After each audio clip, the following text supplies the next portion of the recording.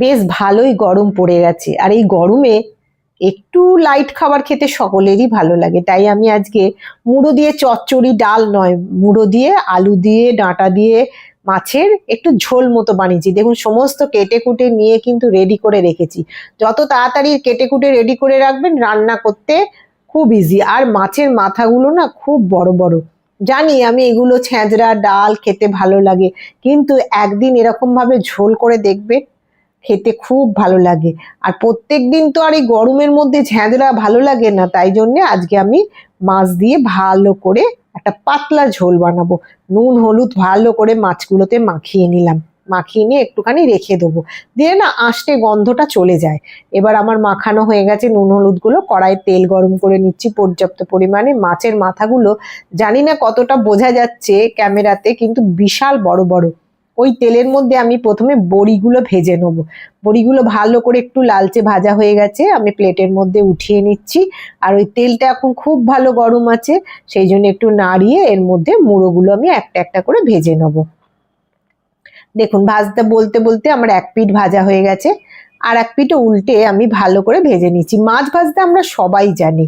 মাছ আমাদের ভাজা হয়ে গেছে, একটা মুড়ো ভেজে নিয়েছি, নিয়ে আমি এটাকে তুলে নিচ্ছি, কারণ অল্প তেলে রান্না করতে হবে। আবার একটা মুড়ো আমি দিয়ে ভালো করে ভেজে নিয়েছি। এবার ওই তেলের মধ্যে দিয়ে দিলাম হাফ টিস্পুন মতো পাঁচ ফোড়ন আর একটু হিং, আর দিয়ে দিলাম একটা তেজপাতা ছিঁড়ে। মশলাটা যেই একটু গন্ধ বেরালো, ওর মধ্যে আলু আর ডাঁটা আমি ছেড়ে দেবো। খুব বেশি ভাজবো না, দিয়ে একটুখানি নাড়াচাড়া করব। দেখবেন একটু যখন নাড়াচাড়া করতে করতে একটু কালার চলে এসছে আলুগুলোর মধ্যে, তখন আমি একটা টমেটো কুচিয়ে রেখেছিলাম সেইটার মধ্যে দিয়ে দেবো, দিয়ে এটাকেও একটু ভালো করে নাড়াচাড়া করব। আর মশলা খুবই সামান্য সামান্য করে দেবো, যেহেতু পাতলা ঝোল বানাবো। আমি 1 টিস্পুন মতো আদা জল দিয়ে গুলে রেখেছিলাম, হাফ টিস্পুন মতো হলুদ গুঁড়ো, হাফ টিস্পুন মতো দিয়ে দিলাম ধনে গুঁড়ো, হাফ টিস্পুন দিয়ে দেবো জিরের গুঁড়ো, আর হাফ টিস্পুন মতো দিয়ে দেবো লঙ্কা গুঁড়ো। আপনারা ঝালটা আপনাদের পরিমাণ মতো দেবেন। আমি এখানে আর আজকে কাশ্মীরি লঙ্কার গুঁড়ো ব্যবহার করছি না। আর পরিমাণ মতো নুন দিয়ে দেবো, টমেটোটা দেওয়া আছে তো। নুনটা সঙ্গে সঙ্গে দিয়ে কষাতে থাকলে টমেটোটা একদম গলে যাবে, আর চেয়ে চেয়ে থাকবে না, আর খেতেও ভালো লাগবে, দেখতেও ভালো লাগবে। দেখুন খুব ভালো করে আমি নাড়াচাড়া করে এবার মশলাটাকে কষিয়ে নেবো যতক্ষণ না আদার গন্ধটা যাচ্ছে। আমার মশলা কষানো প্রায় হয়েই এসেছে। এইটা গরম গরম ঝোলটা ভাত দিয়ে যদি খান, আর আপনার কিচ্ছু লাগবে না খেতে, এইটা দিয়ে আপনার পুরো ভাতটা খাওয়া হয়ে যাবে। হয়ে গেছে আমার মশলা কষানো। এইবার আলু আর ডাঁটাটা সেদ্ধ করার জন্য আমি এতে পরিমাণ মতো জল দিয়ে দেবো। আপনারা চাইলে এটাকে প্রেসারে একটা সিটি মেরে দিতে পারেন, আমি মাঝে মাঝে তাই করি, কিন্তু আজকে আমি একটুখানি কড়াতেই সেদ্ধ করব, অল্প আছে আর টাইমও আছে, সেই জন্য একটুখানি জল ঢেলে কড়াইয়ের মধ্যে দিয়ে দিলাম, দিয়ে সেদ্ধ করব। ভালো করে একটু যখন সেদ্ধ হয়ে যাবে ঢাকা দিয়ে দিয়েছি।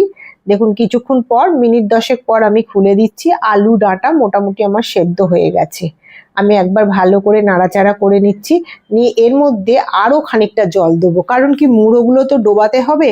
মুড়োগুলো না ডুবলে এর স্বাদটা ঝোলের মধ্যে আসবে না। দুটো মুড়ো দিয়ে আমি মিনিট 5 মতো ফোটাবো।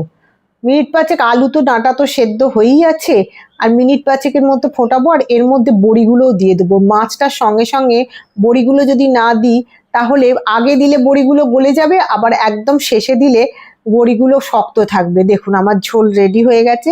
একবার হলো ট্রাই করবেন, করে আমায় জানাবেন এই কেমন হয়েছে।